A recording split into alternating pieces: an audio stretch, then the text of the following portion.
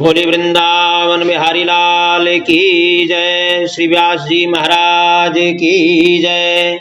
श्रीमद् भगवद गीता की जय। 7वें अध्याय का महात्म्य।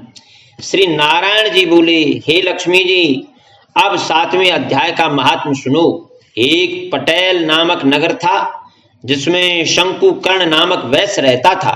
वह व्यापार करने को नगर के बाहर कहीं परदेश को जा रहा था। रास्ते में शंकुकर्ण को एक सर्प ने डस लिया, जिससे वह मर गया। तब उसके साथी दाह क्रिया को करके आगे को बढ़े। जब लौटकर घर में आए, तब उसके पुत्र ने पूछा, मेरे पिता शंकुकर्ण कहाँ हैं? तब उन व्यापारियों ने कहा, तेरे पिता को सर्प ने डस लिया था, सो वह मर गया, और यह पदार्थ तेरे पिता का है, सो तू ले। पुत्र ने कहा, जिस सर्प ने मेरे पिता को काटा है, मैं उसको मारूंगा। उन व्यापारियों ने कहा कि चलो वह जगह मुझे बताओ।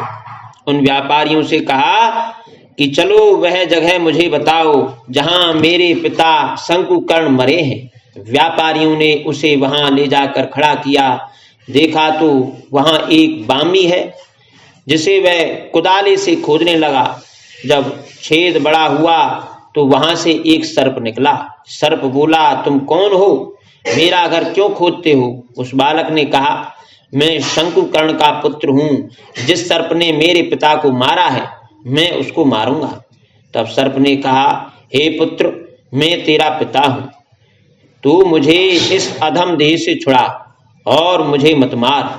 यह मेरा पूर्व जन्म का कर्म था, सो मैंने भोगा।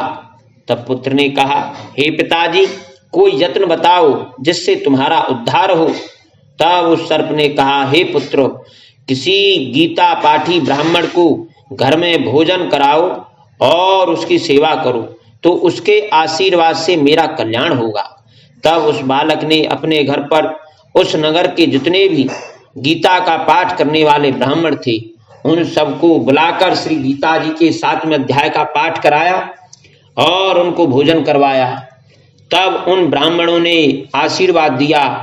तब तत्काल वह अधम देह से छूटकर देवदेही पाकर विमान पर चढ़कर आकाश मार्ग को जाता हुआ अपने पुत्र को धन्य धन्य कहता हुआ वैकुंठ को प्राप्त हुआ।